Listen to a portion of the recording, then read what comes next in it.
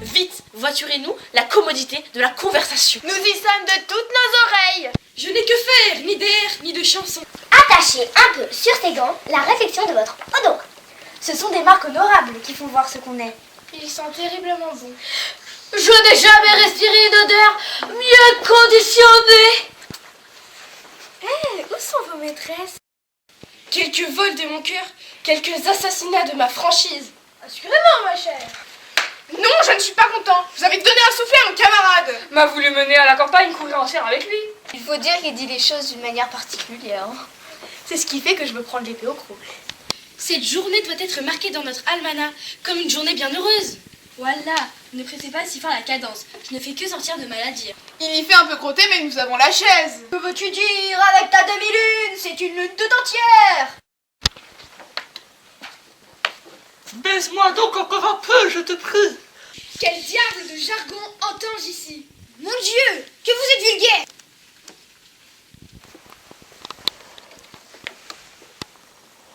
Il y a de la chromatique là-dedans. Il y a de la musique. Il y a la musique. C'est pas de chose.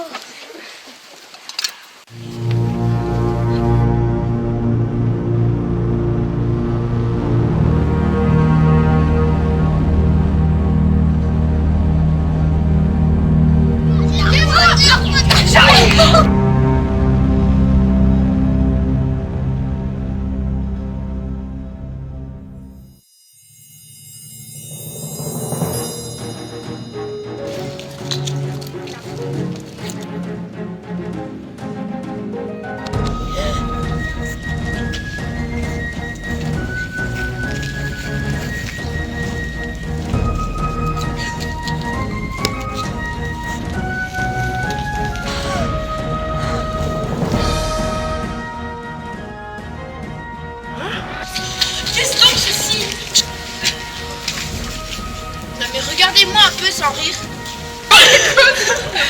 Et vu donc vous êtes charmante car le temps passe et n'a point de retour. En peu de temps parfois, on fait bien du chemin.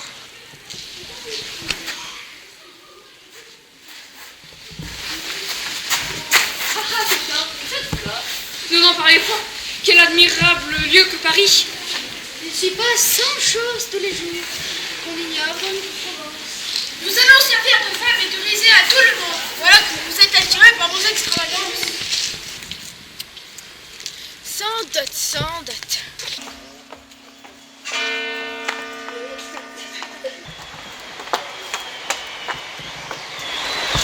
La ressemblance de destin va contribuer encore à faire naître notre amitié. Voilà, c'est lequel? Il est aisé de voir que l'amour est un tyran.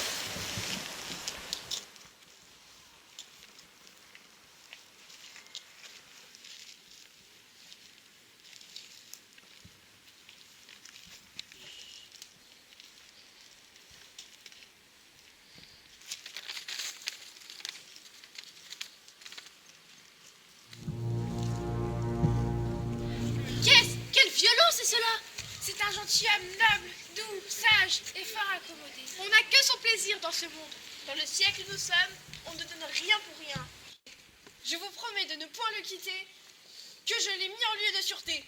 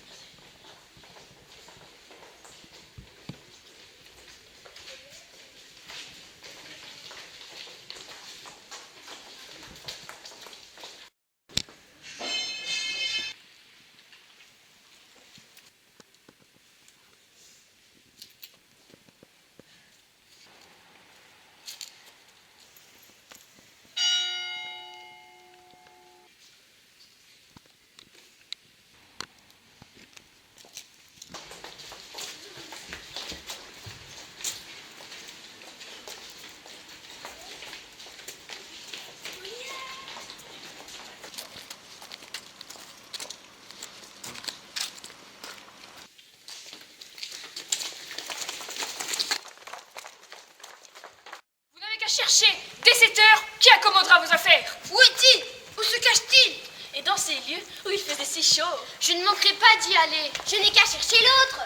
Vous cherchez le seigneur Géronte? À l'heure où je parle, on vous cherche pour vous tuer.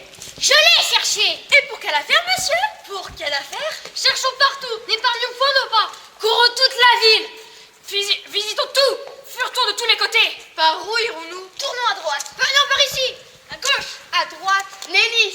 Si fait. N'est-il point là? N'est-il point ici? Cachez-vous bien. Ah, camarade, voici son valet. Ah, coquin, il faut que tu nous enseignes où est ton maître. Oh, expédions. Allez, dépêchez vite.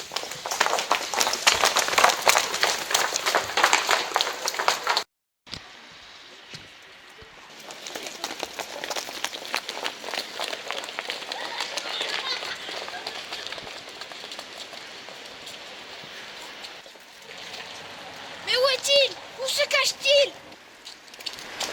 Je vous donne un propos, mon maître, pour vous apprendre une bonne nouvelle. J'en suis ravie. Les anciens, monsieur, sont les anciens. Et nous sommes les gens de maintenant. Moi, vous abandonner, j'aimerais mieux mourir. Vicomte, Attila, Totiaras. On me l'a indiqué par bonheur et je vous l'amène.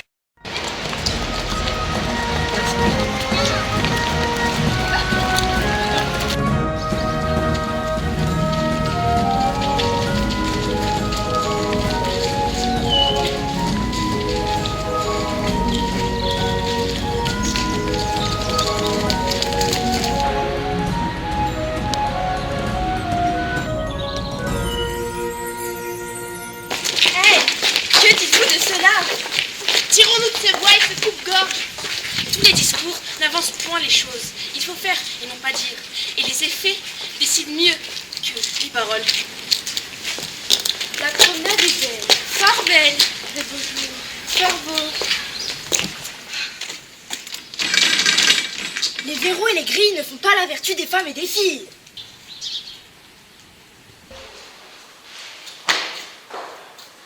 Sors d'ici, encore une fois. Eh bien, je sors. Quand on a besoin des hommes, il faut bien s'ajuster à eux. Le stratagème à droite, je ne sais pas non.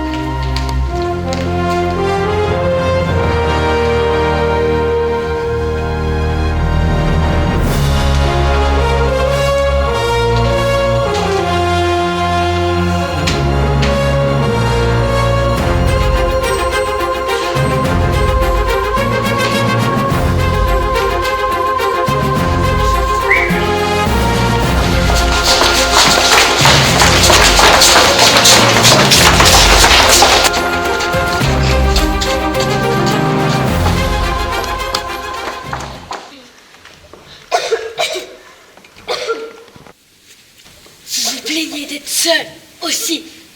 Eh oui, quelle visite. Est-ce là la malade? Non, le malade. Qu'est-ce donc? Qu'avez-vous? Il faut avouer que je n'ai jamais vu quelqu'un porter si haut l'élégance de l'adjutement. Faites, prenez parti, que rien ne vous arrête.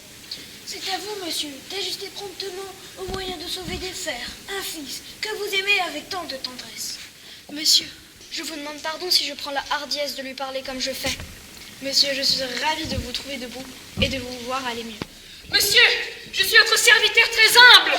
Monsieur, je suis le vôtre de tout cœur. Les médecins ne savent donc rien faire à votre compte? Que diable allait-il faire dans cette galère? La faiblesse humaine est d'avoir des curiosités et d'apprendre ce qu'on ne voudrait pas savoir.